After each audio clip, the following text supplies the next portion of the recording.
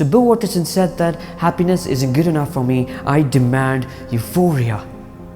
An absorption deciphered through perception that results in explosions of ecstasy in our conscious and subconscious minds when we experience a particular moment, when we merge ourselves into the deep blue ocean, when we stand on top of a mountain embracing the divinity of Mother Nature, when we look into the eyes of a beautiful soul.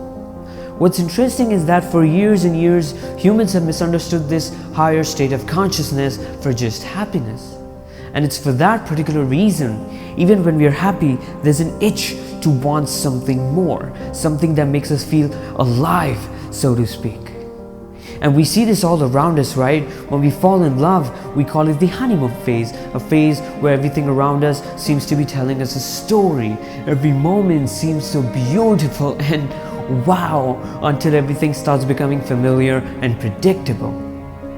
The repetitive overwriting of those patterns dissolves the euphoric nature of the experience itself and hence transforms everything into something rather ordinary. Happiness. This emotional transition is not a personal attribute but a part of the larger human condition itself. Science calls it hedonic adaptation, and it dictates our daily lives in the exact same way.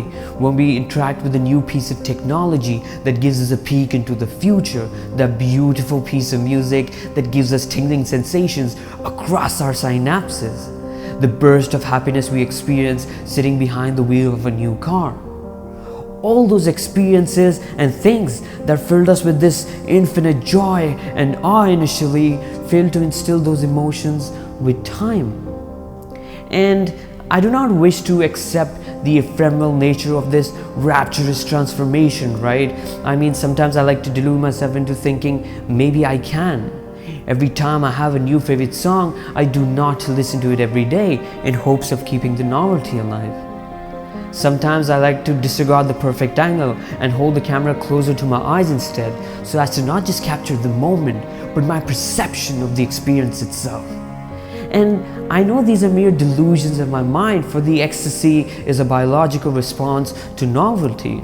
And we need to become familiar with patterns and experiences in order to expand our consciousness and come out as evolved beings. And the only way around it is to go out there and discover, invent and reinvent our realities, explore the infinity. But it's times like these I wonder, what if we could erase some of our good memories and relive the euphoria?